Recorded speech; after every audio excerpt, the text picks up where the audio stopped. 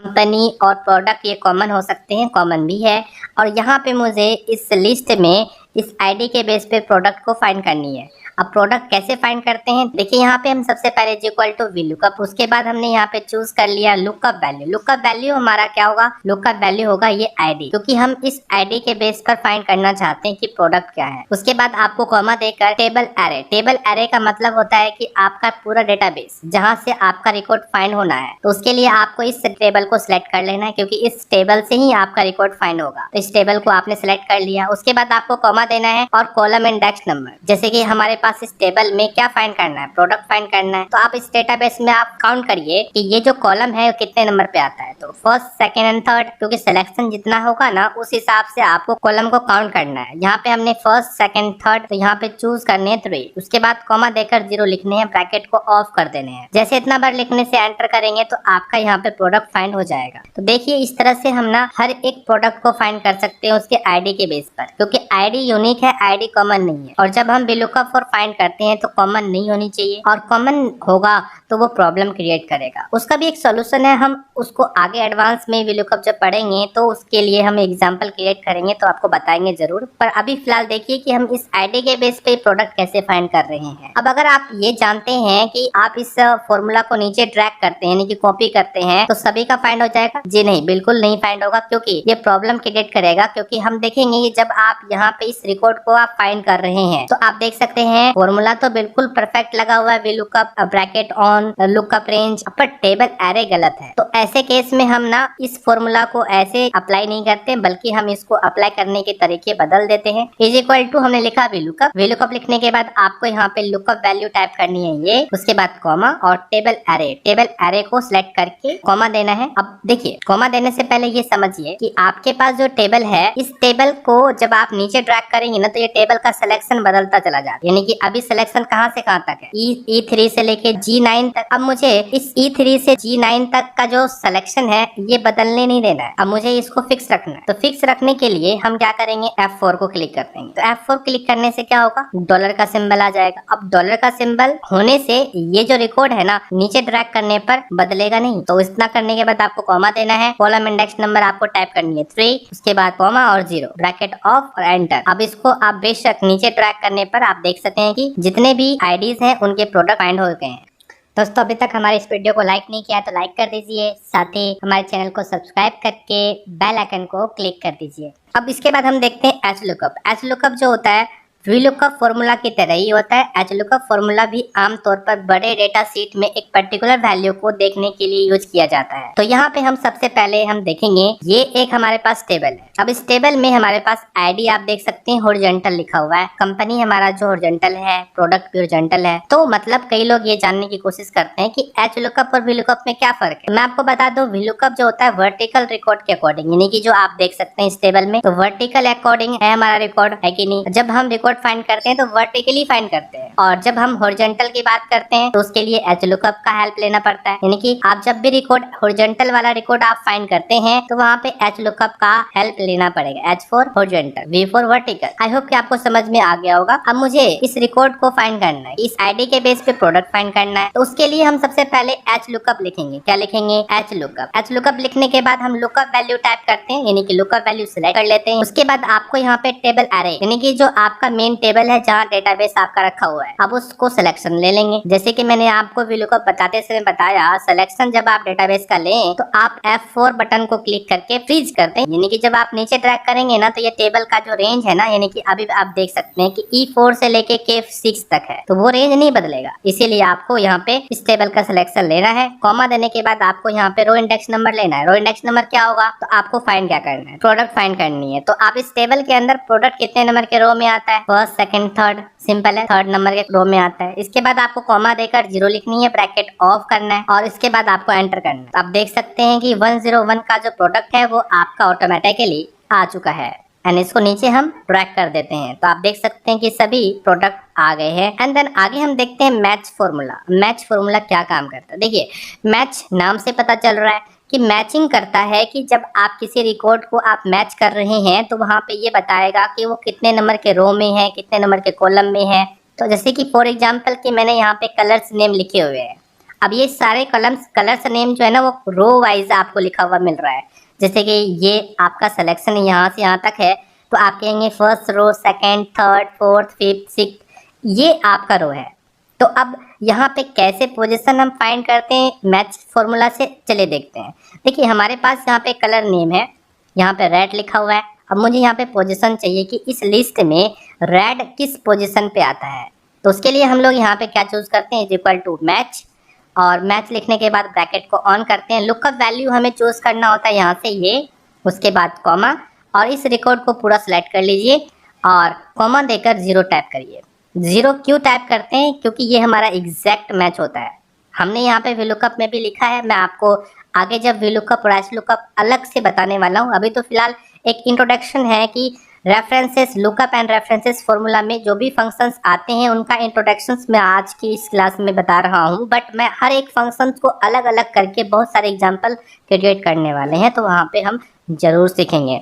अभी फिलहाल आप ये मानिए कि जब हम रेड कलर को फाइंड कर रहे हैं कि रेड कलर का क्या पोजीशन है, तो उसके लिए आपको एग्जैक्ट मैच फाइंड करना है। तो उसके लिए आपको यहाँ पे ब्रैकेट कॉमा देकर 0 टाइप करनी है, ब्रैकेट ऑफ करनी है। इतना करने के बाद जब आप एंटर करेंगे ना, तो आपका पोजीशन बता दिया जाएगा। जैसे कि अगर आपका रेड पोजीशन है तो आपको यहाँ पे इस लिस्ट में काउंट करेगा फर्स्ट, सेकंड एंड थर्ड, तो इसीलिए आपको यहाँ बता दिया कि ये थर्ड हो गया। एंड अगर आप यहाँ से कलर नेम बदलते हैं, फॉर एग्जांपल कि मैंने दे दिया यहाँ पे ग्रीन, ठीक है, तो आप देखिए यहाँ पे ग्रीन का पोजीशन आपको बता दिया। तो अभी फिलहाल ये क्या बता रहा है, रो का पोजीशन बता रहा है। आगे हम देखते हैं इंडेक्स फंक्शन। इंडेक्स फंक्शन भी पोजीशन का ही काम करता है, बट आप यहाँ पे ये देखेंगे कि पोजीशन के बेस पे रिकॉर्ड को भी फाइंड करता है। अब देखिए मेरे पास यहाँ पे 2 पोजीशन है, एक हमारा पोजीशन 1 जिसमें आपको रो का पोजीशन बतानी है, सेकेंड पोजीशन आपका कॉलम का पोजीशन बतानी है। सबसे पहले एग्जांपल आप समझिए। देखिए यहाँ पे मैंने ना एक लॉगिन आईडी बना रखी है जिनमें 2 कॉलम लिखे हुए हैं, ठीक है, 2 कॉलम में रिकॉर्ड ऑलरेडी फिल किए हुए हैं। अब मैं यहाँ पे इस सेल की बात करूँ तो आप इतने रेंज में आप इस सेल का पोजीशन बताइए, तो आप क्या कहेंगे, आप कहेंगे कि फर्स्ट कॉलम हो गया और ये पोजीशन हो गया फर्स्ट, सेकंड, थर्ड, यानी कि फर्स्ट कॉलम थर्ड रो, है कि नहीं। अगर मैं इतने ही सिलेक्शन की बात करूं तो हुआ ना फर्स्ट कॉलम और थर्ड रो। उसी तरह से अगर मैं इस पोजीशन की बात करूं तो फर्स्ट रो फर्स्ट कॉलम, तो आपका सिलेक्शन जहां से होगा वहीं से आपका first row first column starting हो जाएगा। तो इस बात का ध्यान रखेंगे। एंड देन अब मैं यहाँ पे पोजीशन दे देता हूँ, जैसे कि मैंने फोर्थ रो दे दिया और कॉलम दे दिया मैंने सेकंड, ठीक है। अब मैंने यहाँ पे इक्वल टू लिखा और मुझे इंडेक्स फंक्शन का यूज़ करना है। अब इंडेक्स फंक्शन इन 2 पोजीशन पे रखे हुए रिकॉर्ड को आसानी से ला सकता है। अब आपको सिर्फ पोजीशन बतानी है, इंडेक्स फंक्शन को पोजीशन चाहिए, उस पोजीशन पे रखे हुए रिकॉर्ड आसानी से फाइंड किया जा सकता है। तो देखिए मैं यहाँ पे कैसे लिखता हूँ, इंडेक्स लिखता हूँ, ठीक है, इंडेक्स लिखा और उसके बाद हमने यहाँ पे एरे सेलेक्ट कर लिया। एरे का मतलब हुआ कि जो आपका डेटाबेस है, जो टेबल है। उसके बाद आपको यहाँ पे कॉमा टाइप करनी है और यहाँ पे आपसे क्या पूछ रहा है, रो नंबर। तो रो नंबर का मतलब है कि हमारा जो रो का पोजीशन है 4 है, उसके बाद कॉमा एंड कॉलम नंबर, तो कॉलम नंबर 2 है एंड ब्रैकेट को ऑफ करके एंटर करना है। तो आप देख सकते हैं कि रो जो 4 नंबर का रो है, 4 नंबर का row, first, second and third and fourth. अब फोर्थ नंबर के रो में सेकेंड कॉलम का क्या रिकॉर्ड है, सेकेंड कॉलम का रिकॉर्ड है 441030, तो आ चुका है। उसी तरह से अगर हम फर्स्ट रो और सेकेंड कॉलम की बात करें तो देखिए 746208 आ गया। यहाँ पे आप देख सकते हैं कि फर्स्ट कॉलम सेकेंड कॉलम और फर्स्ट रो, तो हुआ ना ये रिकॉर्ड। तो आई होप कि आपको इंडेक्स समझ में आ गया होगा। इंडेक्स में सिंपल हमें बतानी पड़ती है कि आपका डेटाबेस क्या है और रो नंबर और कॉलम नंबर बतानी पड़ती है कि जिस पोजीशन का रिकॉर्ड आप चाहते हैं, जिस पोजीशन का रिकॉर्ड आप फाइंड करना चाहते हैं, वो पोजीशन आप यहाँ पे बता दें, वो आपको फाइंड करके दिखा देगा। एंड आगे हम देखते हैं लुकअप। अब लुकअप भी काफ़ी इंपॉर्टेंट फंक्शन होता है VLOOKUP और HLOOKUP के जैसे ही। अब यहाँ पे आपको पता करना है कि ये जो आईडी है, इस आईडी के बेस पर कि हमें यहाँ पे कंपनी क्या है, प्रोडक्ट क्या है, ये मुझे मालूम करनी है। तो उसके लिए ना हम VLOOKUP भी लगा सकते हैं, HLOOKUP भी लगा सकते हैं, डिपेंड करता है कि आपका डेटा किस फॉर्मेट में है। अभी फिलहाल मैं यहाँ पे लुकअप की मदद से ये काम करके बताता हूँ। देखिए सबसे पहले मैंने यहाँ पे लिखा है लुकअप। आप ये समझने की कोशिश करिए कि जो फंक्शन है, फॉर्मूला है, वो अप्लाई करने के तरीके क्या हैं, इनमें जो आर्ग्यूमेंट्स होती हैं वो आर्ग्यूमेंट्स होती क्या है। तो ये चीज आप समझ जाएंगे ना तो आगे चल के आपको बहुत ज्यादा हेल्प होने वाला है, क्योंकि इस तरह के फॉर्मेट आपको यूट्यूब पे कोई भी बताने वाला नहीं है। एक सिर्फ SYT हिंदी के चैनल पे इस तरह के वीडियोज आपको मिल सकते हैं। तो आप अगर समझना चाहते हैं डिटेल्स में तो इस चीज को आप ध्यान रखेंगे एंड हमारे यूट्यूब चैनल को सब्सक्राइब करके रखेंगे, ताकि जब भी इस तरह का नया वीडियो मैं बनाऊं तो आप तक नोटिफिकेशन आ जाएगा। ठीक है, तो यहाँ पे देखिए मैंने लिखा लुकअप। लुकअप लिखने के बाद लुकअप वैल्यू हमें ये चूज करनी है, जैसे कि ID हमने यहाँ पे दे रखा है। उसके बाद कॉमा। अब यहाँ पे लुकअप वेक्टर का मतलब हुआ कि जो आपका डेटाबेस है उसमें से आप उस पूरे लिस्ट को सिलेक्ट कर लीजिए, यानी कि जो डेटाबेस है ना उस डेटाबेस में जो ID आपका लुकअप वैल्यू था उस लुकअप वैल्यू के पूरे लिस्ट को सिलेक्ट कर लीजिए। ठीक है, ध्यान रखें। उसके बाद आपको इतना करने के बाद कॉमा देना है। फिर आपको यहाँ पे जो चीज फाइंड करना है, क्या फाइंड करना है, आपको कंपनी फाइंड करना है, तो आपको कंपनी का पूरा रेंज देना पड़ेगा जो डेटाबेस में है। ध्यान रखेंगे, जो डेटाबेस में है उस कंपनी के पूरा रिकॉर्ड को सिलेक्ट करना होगा। इतना करने के बाद आप सिंपल ब्रैकेट ऑफ करके एंटर कर दीजिए। तो आप देख सकते हैं कि 101 का जो कंपनी है वो ऑटोमेटिकली फाइंड हो गया है। उसी तरह से मैं आपको फिर से बताता हूँ प्रोडक्ट कैसे फाइंड करते हैं। इज इक्वल टू टाइप करना है, लुकअप लिखना है। ठीक है, उसके बाद आपको वेक्टर वैल्यू यानी कि लुकअप वैल्यू आपका चूज करना है यहाँ पे ID, कॉमा देने के बाद आपका लुकअप वेक्टर यानी कि आपका जो ID है डेटाबेस के अंदर उस पूरे लिस्ट को सिलेक्ट कर लीजिए। उसके बाद कॉमा, फिर जो चीज आपको फाइंड करना है डेटाबेस में उस लिस्ट को पूरा सिलेक्ट कर लीजिए। उसके बाद ब्रैकेट को ऑफ करके एंटर कर देना है। तो आप देख सकते हैं कि कंपनी भी फाइंड हो गया, प्रोडक्ट भी फाइंड हो गया। अब अगर हम यहाँ पे ID चेंज करें तो क्या हमारा कंपनी और प्रोडक्ट चेंज होगा? जी हाँ, बिल्कुल होगा। आप देख सकते हैं 104 हमने लिखा तो यहाँ पे कंपनी का नाम भी आ चुका है और उनका प्रोडक्ट ऑटोमेटिकली आ गया है। तो ये था हमारा लुकअप फॉर्मूला।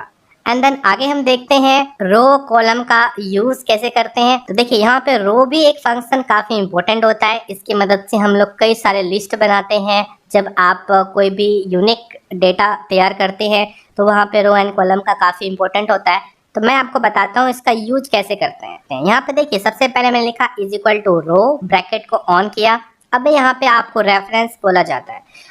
एक्चुअली ना रो फंक्शन का यूज ना किसी भी सेल या किसी भी रेफरेंस के द्वारा दिया हुआ कोई भी रेफरेंस होता है उस रेफरेंस में जो रो नंबर होता है ना वो रो नंबर आप बताता है। ठीक है, रो फंक्शन किसी भी रेफरेंस के बेस पर रो नंबर बताने का काम कर रहा है। जैसे कि आपने रो फंक्शन के अंदर किसी भी सेल को सिलेक्ट किया तो उस सेल के बेस पर रो नंबर आपको बता दिया जाएगा। ये जो सेल है ये सेल कौन से रो का है। अब जैसे कि हमने यहाँ पे P नंबर का कॉलम सिलेक्ट करा, रो कौन सा है तो 4 नंबर का रो है। तो जब आप इतना सिलेक्शन लेकर ब्रैकेट ऑफ करके एंटर करेंगे तो आपको बता दिया जाएगा 4 नंबर का रो है।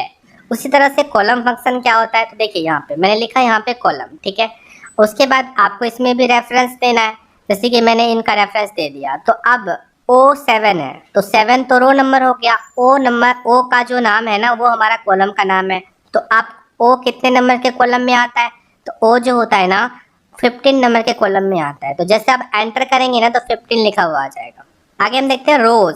अब रोज फॉर्मूला का काम क्या होता है देखिए यहाँ पे सबसे पहले लिखते हैं यहाँ पे रोज लिखने के बाद ब्रैकेट ऑन और यहाँ पे सिलेक्शन ले लेते हैं। इन सभी सेल का सिलेक्शन ले लेते हैं। रोज फॉर्मूला का काम क्या होता है? रोज फॉर्मूला का काम होता है कि जितना आपने सिलेक्शन ले रखा है ठीक है रोज फंक्शंस के अंदर उस सिलेक्शन में जितने भी रोज है उन सभी रोज को काउंट करता है और आपको बताता है कितना है। जैसे कि इस सिलेक्शन में आप देखते हैं कितने रो है, first, second, third, fourth, fifth, six, 7, 8, 9 ऐसे रो है जो आपने सिलेक्शन में लिए हैं। इसी तरह से अगर हम कॉलम की बात करते हैं तो आप देखिए यहाँ से कॉलम्स लिखा, सॉरी कॉलम नहीं कॉलम्स, एंड उसके बाद मैंने सिलेक्शन लिया इतना। अब इस सिलेक्शन में भी आप देख सकते हैं कितने कॉलम है, first, second, third, fourth, fifth, six. तो आप टोटल 6 कॉलम है और आपको जब इस फंक्शन को एग्जीक्यूट